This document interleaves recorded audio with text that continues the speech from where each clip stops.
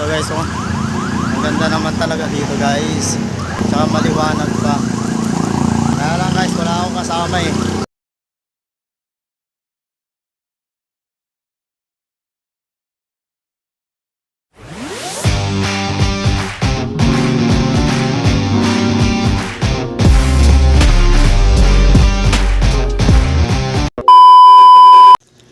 So ayun nga guys, ngayon pupunta ako magpa-vulcanize ng aking bike dahil pagdating ko lang dito guys sa bahay, biglang sumingaw yung kanyang gulong sa may harapan.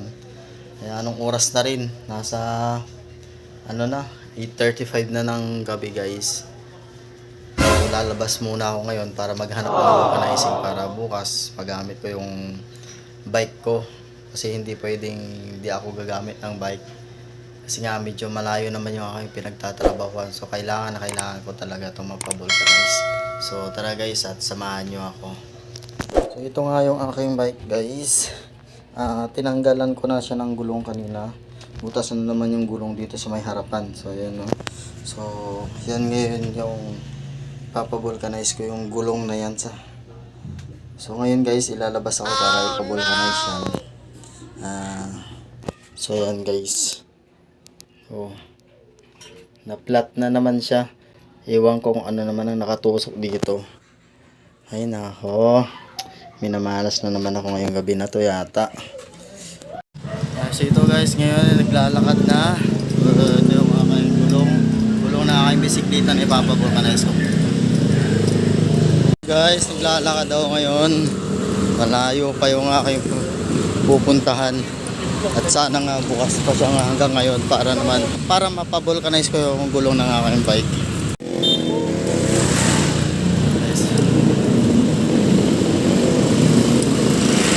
Layo pa. Ay, mabuti na lang guys maliwanag dito sa aking dinadaanan. Tsaka marami pa mga sasakyan.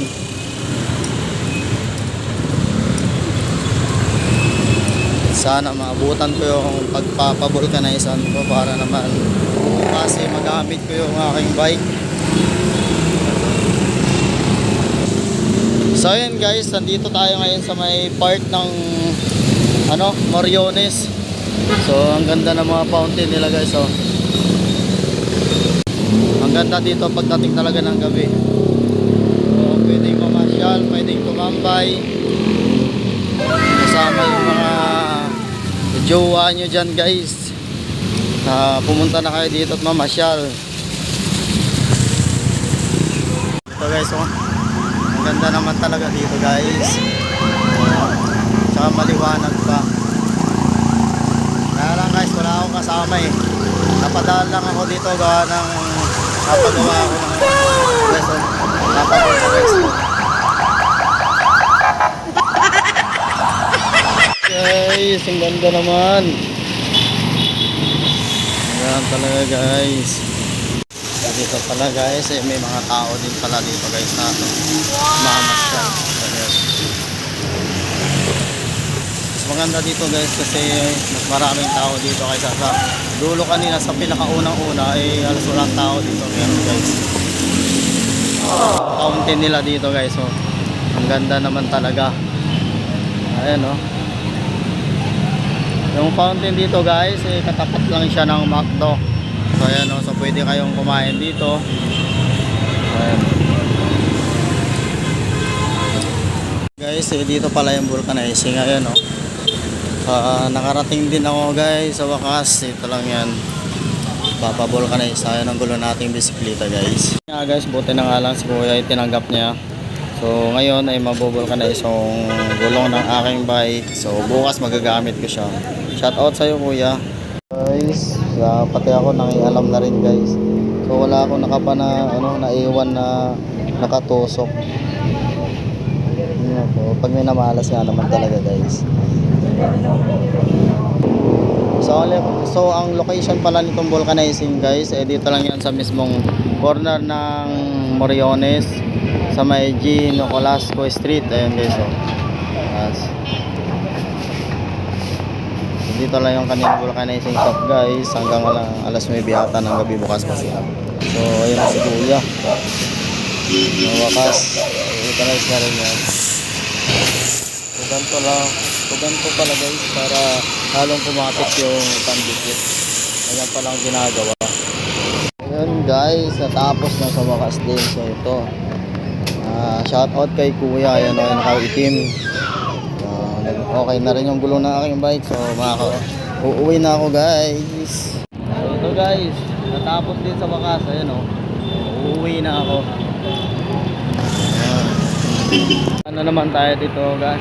Ang ganda talaga ng fountain na to guys oh. Ganda.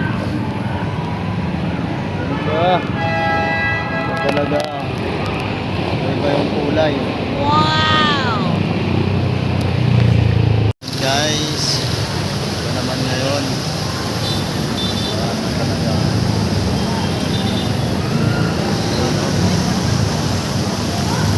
Iba-iba yung kulay niya guys.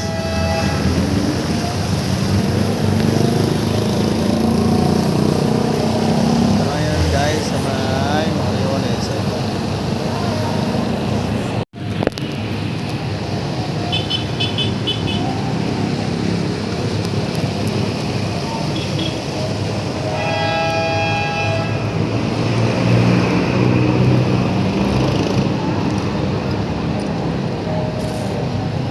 Guys, ganda.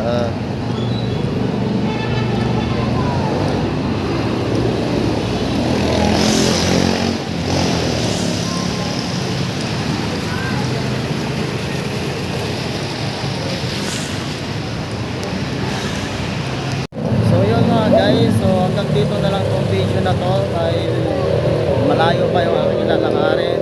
Kung nagustuhan nyo itong video na to guys ay paki-like and share na rin guys at mag-comment na rin. Mga bago pa lang dyan guys, subscribe naman dyan guys para lagi kayo updated sa mga video na aking upload. So bye guys!